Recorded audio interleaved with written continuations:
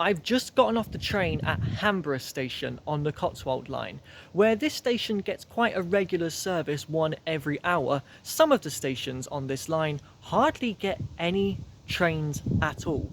5 years ago, after my first visit to Oxford, I jumped out here and did a little walk to one of them very awkward stations. And today's walk, at the beginning, I'm going to recreate that walk to the next station up the line. Before I go though, I noticed that the Oxford Bus Museum is right by Hanborough station. Thought I'd have to go get a shot of that. And straight away when you come out of the road that leads down to the station, you start to get some fantastic views of the Cotswolds area of outstanding natural beauty. Passing over the single track railway line. I remember this. I turn right here into Park Lane, and down at the end of it there'll be a footpath out into the fields. So I'm actually following a Saturday Walkers Club route today. I'll leave a link in the description to the information and the map on their website of the walk. The first section of it is the little walk I did to that awkward station 5 years ago. So as soon as I saw that, I knew that I would want to do that walk one day, if only just to redo this one small section. Out of the fields and over the River Evenlode. Evenlode? I feel like it's probably Evenlode. I can just about see the railway line over there. My route carries on straight up this road, but I'm going to take a quick turn to the left as this is where the first awkward station is. There's planes going overhead. That's been constant so far. And almost 1.5 miles into my walk, I've come across the awkward station in just a completely random country road. Combe. There's a weird little shelter area here where you can hide from the rain, I guess. I guess the reason this is here is because on the platform itself it's rather small and narrow, so there's not really any place for it. That's very close to the railway tracks. And that's it. That is the entirety of Combe station. There seems to just be the one sign on the platform, still in old First Great Western colours as well. So here, let's look at the train times then to see just how awkward it is. Oh, yeah, that's not a lot of trains. Just one in each direction. In the morning towards Oxford and in the evening towards Moreton in Marsh. No trains on a Saturday or Sunday. Now, I'm not going to hang around until 17:36 to get the train from here, but what I am going to do is walk to Finstock station, the next one up the line, because that station gets the exact same 2 trains and that is it. So I'm up against the clock today. I need to get there before that time. So when I came here before, it was for that 5:30 train, and back then it was a through service from London to Worcester, a huge 9-coach intercity train, but the platform here is only long enough for 1 carriage, which is quite bizarre. Nowadays it just runs from Didcot Parkway to Moreton in Marsh, so I suspect that it will be more of a local train, but I guess we'll find that out later. This train was the only one where I've ever been caught out for having the incorrect ticket. I had a through ticket from London to Worcester, an off-peak return, but what I didn't realise is that when this train leaves London, it's just after 4 o'clock, it's just after the off-peak period ends, so I actually had to pay the excess fare to make my ticket valid for the peak. The ticket inspector was very nice about it. He said that he was only doing it in case they check at Worcester, which they didn't, and there were no barriers, so I could have got away with it, but I understand why he did it. You can see how isolated Combe station actually is. It's quite far from the village of the same name, but not too far from Hanborough station. The village itself of that is possibly closer to Combe.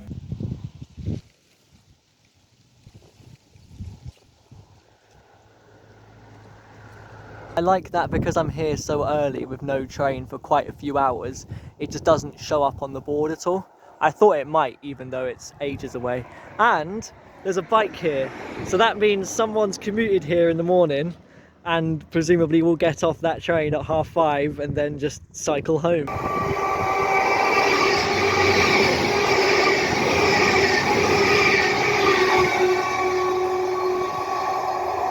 Thanks, Combe. Better get on with my walk now though. I've got a train to catch. in a few hours. The question, of course, is will I ever come back here for a third time? Probably not. You should though, just for the curiosity that is Combe Station. Hello. Don't mind me. Yeah, you're not bothered at all. I like that. Oh, there's Christmas trees. Can't believe how many pheasants or partridges, maybe both, are around here. I think I've seen more in the last 5 minutes than I have in my entire life. Right, well in here I go. Doesn't quite look like a place which I'm allowed in, but I am. It's a public footpath. Welcome to our World Heritage Site, Blenheim Palace. Valid ticket or pass is required for going further than the public right of way. There you go, that's evidence. Public right of way. Oh wow, this is huge. 1.5 miles just to the palace itself. Well, you know I've got to go that way to have a look at it. So this is the next notable location on our walk. The main feature of today's walk, I would say, although of course I bring a lot of focus to the stations. The lake is so nice to walk around and so beautiful with the sun shining on it as well.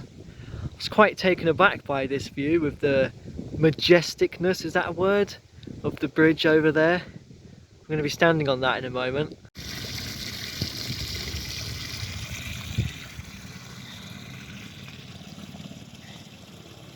I was just taking a picture of this tree because I found it quite interesting with a huge gaping hole, and then 2 runners came by and one said to the other, I think this is the Harry Potter tree. This was used in the Order of the Phoenix film to showcase Snape's worst memory as a flashback.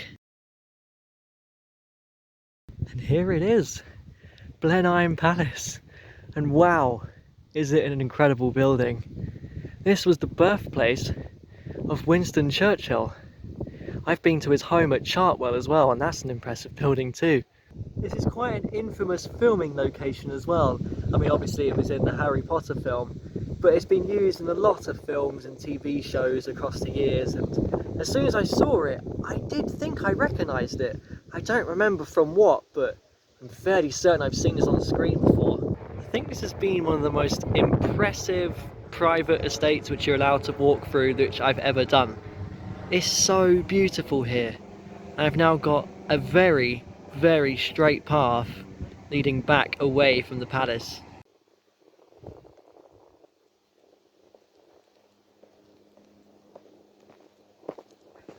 It really is just a fantastic place to walk through.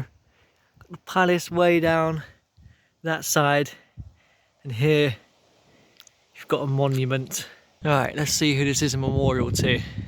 That's a lot of writing. The Column of Victory stands 41 metres. 1st Duke of Marlborough. Okay. Oh wow, they are some brilliant pictures. I love them. Wow, I weren't lying when I said I had a long straight path ahead of me. Right, I better get on with that.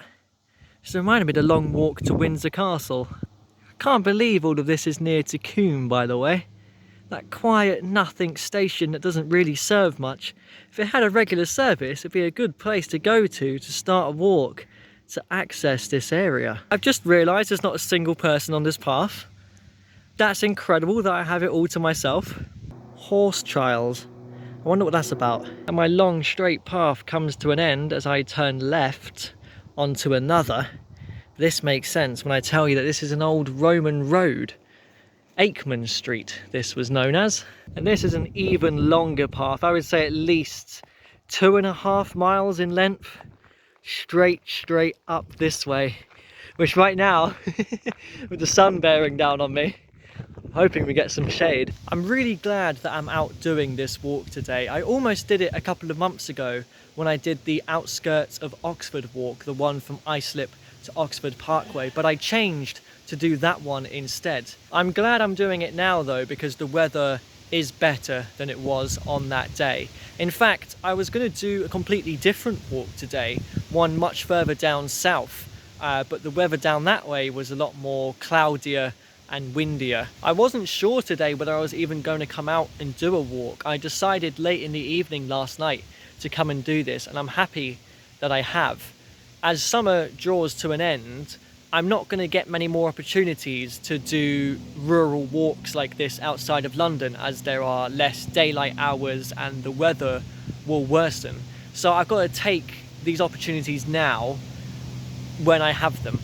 And what you'll start to see by the end of this month going into October, there'll be a shift into doing more urban adventures in London rather than walks like this. So I'm going to make the most of it. Got a set of stairs here over a wall. I think this means I might have hit the boundary of the Blenheim estate.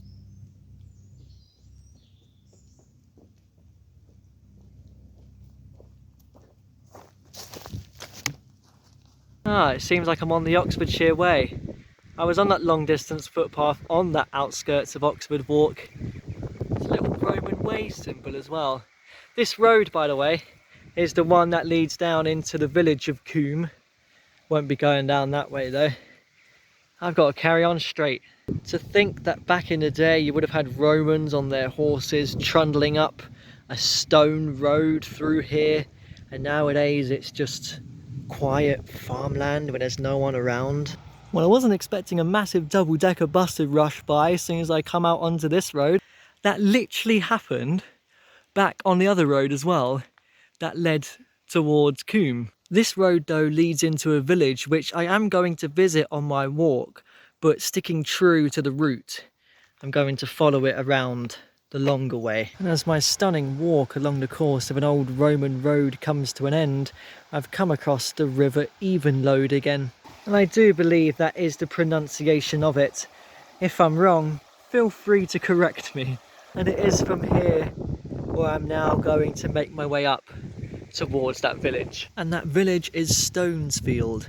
There's quite a steep path up towards the village here. I've never seen a stile that levels out on the opposite side as well. As I usually do on walks like this when I come across a churchyard, I took a little break in it. I can't quite see it now because the sun's over there, but it's covered in scaffolding unfortunately. But we are now on to the final section of my walk. I'm getting close to the end.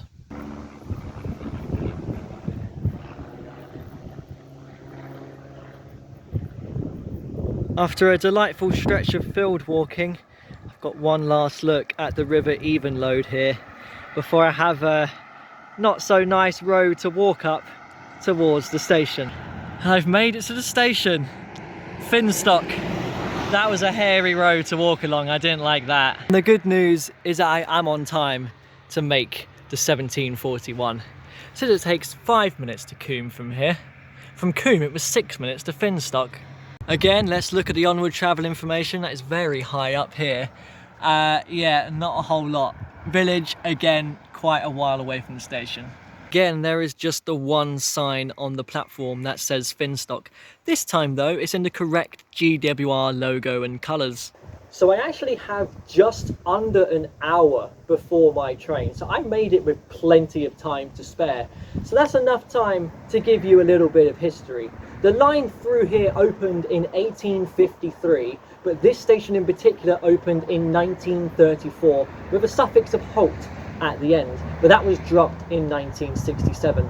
Combe station opened a year later in 1935, and I think this whole business of one train a day in each direction came about in about 1999. They call it a parliamentary service when a station has a very limited service, because it is simply just cheaper and easier to have a station with hardly any trains that stop at it than go through the process of closing the station completely. I guess that's a similar thing to Barlaston and Wedgwood where we were recently.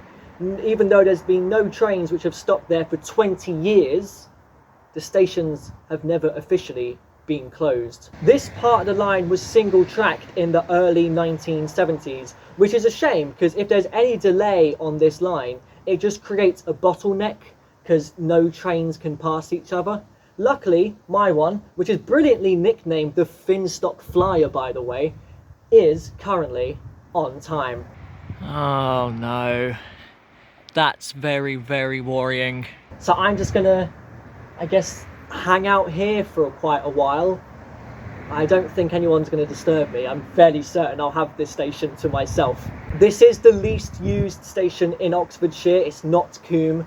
I think in the statistics last year, 767 people used this station. It also gives me time to mention how fantastic that walk was. I loved getting to revisit Combe station again, and I loved the walk through the Blenheim estate past the palace. I thought that was fantastic to walk through, really enjoyed that. A nice evening stroll across the fields as well. The SWC route which I was following actually ends at Charlbury station, which is the next one up the line. But I guess it does that because of the infrequent service. But when I saw that route pass right by Finstock station, I thought that's quite a perfect opportunity to come and visit this one, because of that one train a day being around the evening time. But that does mean that I have to go up towards Charlbury to then reverse and head back to London, because, you know, there's no trains heading in that direction.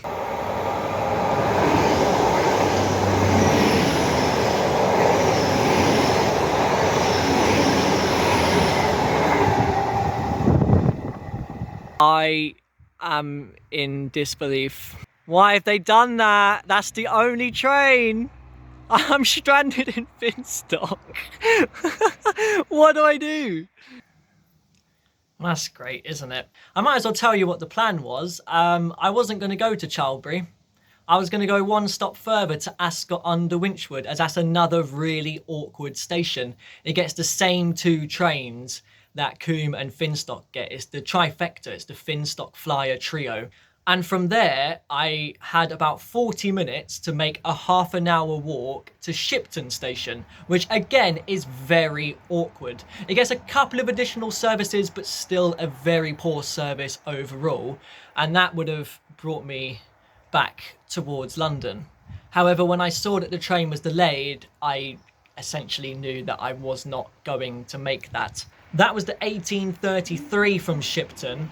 But there was a 1912 that was going the other way. The only problem with that is that that would have been then a 45-minute wait at Kingham to then head back. So by the time I got to Oxford, I would have been an hour and a half delayed anyways. And now the train's been cancelled. I'm stranded. They have to give me a replacement taxi or something. Hi, I'm at Finstock station, where there's only one train and it's just been cancelled. Well, the 1801 train has been delayed by the trespassers on the railway earlier today. So that has been delayed for more than 8 minutes. So it's now expected to leave at 1809 from Finstock, and that arrives in Morton and Marsh at 1824. You're welcome. Anything else apart from this I can help you with? No, that's good, thank you. So GWR has done a nice thing. Lovely lady told me that the train behind is going to make an additional stop because the only train from Finstock has been cancelled. So I'm still going to get to do Finstock. Do I do the hour and a half delay just to do Ascot and Shipton? I'm out here, right? I feel like I kind of need to. It's going to be a real pain to come back and do them. I'm just getting home really late now. I would appreciate if the dot matrix boards were updated with that additional train though. Yeah, I'm still here half an hour later. What I've realised is that unlike Combe, no one commutes here on their bicycle. Oh, I bet he's a bit annoyed that the train home for him is delayed. Yeah, that is the time. My train from Shipton, coming back along the line, should have left 1 minute ago. So, yep. Oh! There's a train coming. There's a train coming. Please be the one that's making a special stop. Well, that looks like it's slowing down. That is a good sign. Okay, this is a really silly idea. I genuinely thought I was gonna call it a day and jump off at Charlbury because the train was just getting very delayed. But I'm stubborn. I wanted to do Ascot and Shipton. So now I have half an hour to do a half-an-hour walk. No time to hang around, I'm going. Passing over the River Evenlode again. And over the railway line. No trains please, I can't slow down. That's a gorgeous sunset. I can hardly see the tracks though. Why am I stopping to film a train for? Oh, the platform's bloody miles away. Double track now, by the way. You have to walk by just flour mill to get to the station. This is so bizarre. Made it. You can see that there's just a couple of extra additional services at this one, rather than Ascot, Finstock and Combe. I've now learnt, by the way, that is the Regional Railways brand. We saw that at Barlaston Station recently. I've made it with 5 minutes to spare, but it's delayed by 8 minutes. So yeah, I had plenty of time actually. Oh my god, I'm not waiting for 11 o'clock. No, not happening. Although Shipton's village is actually called Shipton-under-Wynchwood, the station isn't called Shipton-under-Wynchwood, like Ascott-under-Wynchwood, and there's also a Milton-under-Wynchwood. Where am I? There's not a single platform sign on either of the platforms. That kind of sucks. I like getting my station sign picture. I found one, but I've ran all the way over to the other platform to get a shot of it. Right, gotta go all the way back now. Just realised this timetable is out of date. It's from last year. Anyways, train's coming. Oh my life, that's a mammoth step. Ugh.